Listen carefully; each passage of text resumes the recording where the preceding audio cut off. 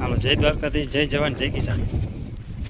મિત્રો, તો આપણે જે આ માંડવી 5 દાંતે વાવી આ કમ્પ્લીટ ઉગી ગઈ છે, તમે જોઈ શકો છો. અને હજી ઉગતી આવે છે, પોળા ઉપાડતી આવે.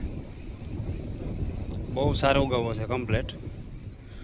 માંડવી બહુ સોલિડ ઉગી છે. જે આપણે સાહ રાખ્યો તો લીટો વૈશમાં, અને બે બાજુ 5-5 આયરું છે. તમે જોઈ શકો છો આને કે આ માંડવી કેવી રીતને આપણે વાવી છે. જુયાવાળા કેવું રહીએ. આ જમીન બહુ પોસી છે અહીંયા. નકા અમારે આ જમીન છે ને છોટી બહુ જાય, જામી જાય, એમ કઠણ બહુ થઈ જાય. એમ બદલે જો આમ પોસી છે, આમ આપણે માથ બેહાડવો હોય તો બેસી જાય.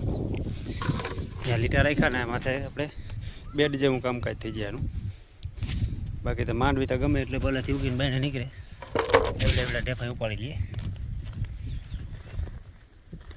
ગમે એટલે પહેલાં ઊંડી બીડી હોય માંડવી બહાર નીકળી જાય. અમે એને પોરે હોય ને પછી ફુવારા રાખ્યા હતા, અને આ પાછા બીજી વાર વખત માથે ફુવારા હાલે છે. એક વખત 8-8 કલાક ફુવારા રાખ્યા હતા, અને બીજી વખત 4-4, 5-5 કલાક આખી. આ બેટી બત્રીનું વાવેતર છે. આપણે આગળ ગિરનાર શહેરનું વાવેતર કર્યું છે. ગયા વર્ષે મારે ક્યારામાં વાવેલી હતી, 9 આયરું. એ પારી કરીને વાવ્યા હતા. એમાં થોડીક પાળવા ટાણે ને ચોમાસામાં થોડુંક પાણી ભરાણું હતું, એમાં તકલીફ પડી હતી.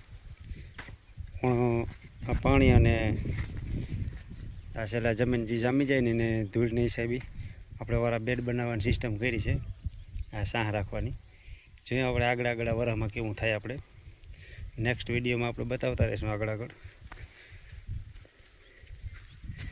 મિત્રો, થોડોક જુગાડ કરતા રહેજો, ખેતીમાં આગળ વધતા રહેજો, અને તમારી આવક બમણી કરતા રહેજો, એવી ભગવાનને, દ્વારકાધીશને અમારી પ્રાર્થના છે.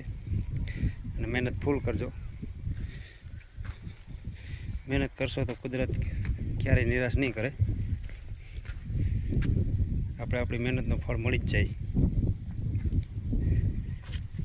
અને આપણી ચેનલ યુટ્યુબમાં જે અને વિઝિટ કરતા રહેજો, સબસ્ક્રાઈબ કરતા રહેજો, લાઈક અને શેર કરતા રહેજો. જેથી શેરતા કરજો જ મિત્રો, બીજા મિત્રોને આમાંથી વિડીયા જોઈ અને થોડું આગળ વધે. હું પણ આગળ કોઈ મારા કરતાં પણ સારી ખેતી કરતા હોય એના વિડીયા જોઈ અને આપણે પણ થોડોક આઈડિયા હોય કેવી રીતનું કામ કરશું.